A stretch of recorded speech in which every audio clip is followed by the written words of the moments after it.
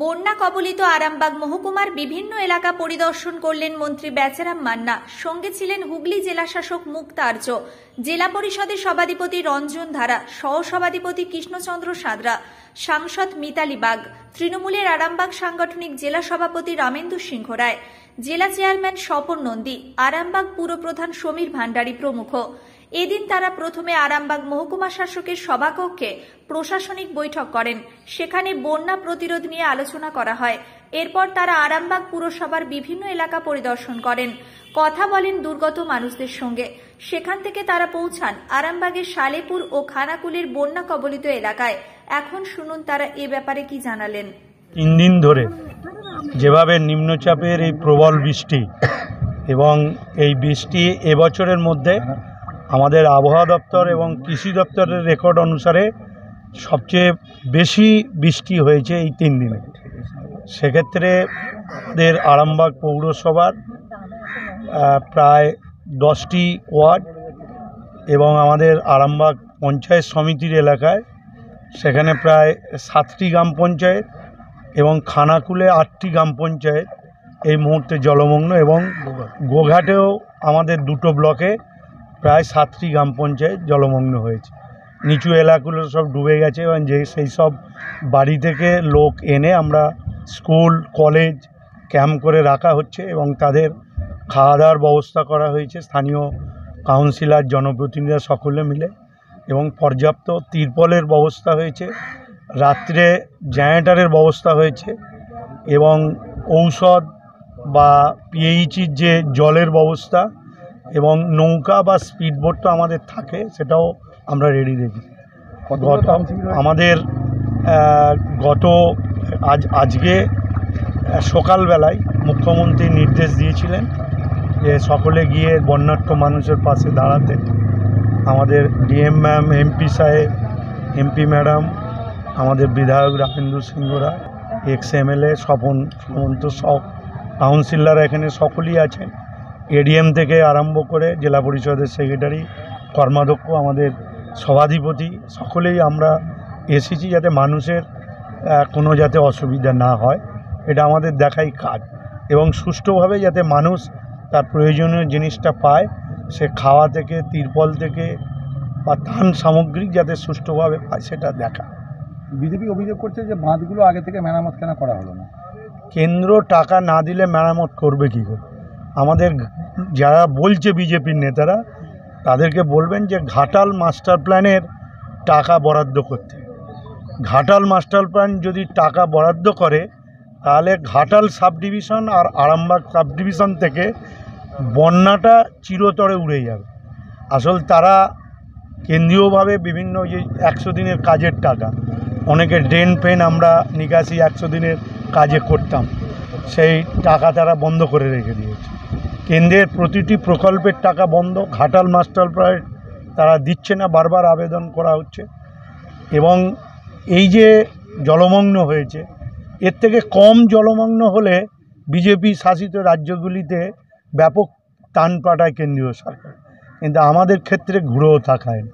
এই বিমাতৃসুলভ আচরণ করে আবার আমাদের ওপর দোষ দেয়, এটা অনৈতিক। সেক্ষেত্রে আমাদের রাজ্যে ওরা কি বলছে আমাদের দেখার দরকার নেই। মানুষ, দুর্গত মানুষদের পাশে দাঁড়ানো এবং তাদের থেকে রক্ষা করা, এটাই হচ্ছে আমাদের কাজ, এটাই মুখ্যমন্ত্রী শিখিয়েছেন। কেন বিজেপির কোনো কাজ নেই, তারা রাজনীতি করছে বিভিন্ন দিক দিয়ে। এরা রাজনীতি করবে, এটা আমরা দেবো না। আমাদের কাজ হচ্ছে মানুষের পাশে দাঁড়ানো। যেটা আমাদের যে স্কুল আর এমনি রিলিফ শেল্টার আছে সেই সবগুলো খোলা দেওয়া হয়েছে অ্যাফেক্টেড এলাকাগুলোতে। তার সাথে ওইখানে খাবার ব্যবস্থা যেরকম, আর তার সাথে যেটা হচ্ছে গরু ছাগল আছে তাদেরও ওদের খাবারের ব্যবস্থাটা করিয়ে দেওয়া হয়েছে, মেডিকেল ক্যাম্পের ব্যবস্থা করে দেওয়া হয়েছে সকলের জন্যই। আরও আমাদের সাথে এইখানে যারা যেইখানে একটু জলমগ্ন এলাকা যেইখানে যেতে পারছে না সেইখানে আলাদা করে বোটের ব্যবস্থাটা রাখা হয়েছে যাতে মানুষ আসা যাওয়াটা করতে পারে।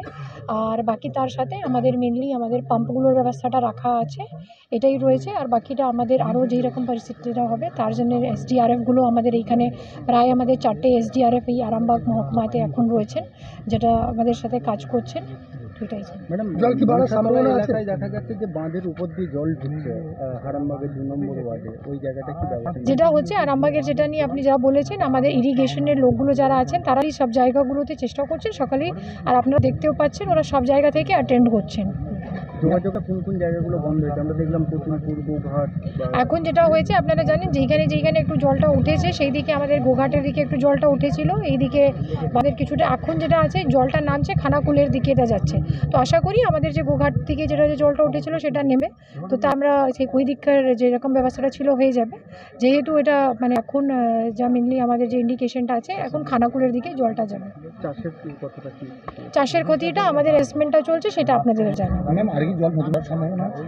এখন অবধি আমাদের কাছে সেরকমের আর নেই, মোটামুটি আমাদের যা ছিল মানে সেই এখন বৃষ্টিটাও আপনারা দেখতে পাচ্ছেন, আকাশটা পরিষ্কার আর ওয়েদারটাও সেরকম আমাদের, তো মোটামুটি আমাদের যা আছে আমরা আশা করছি এই আমাদের জলটা কমার দিকেই।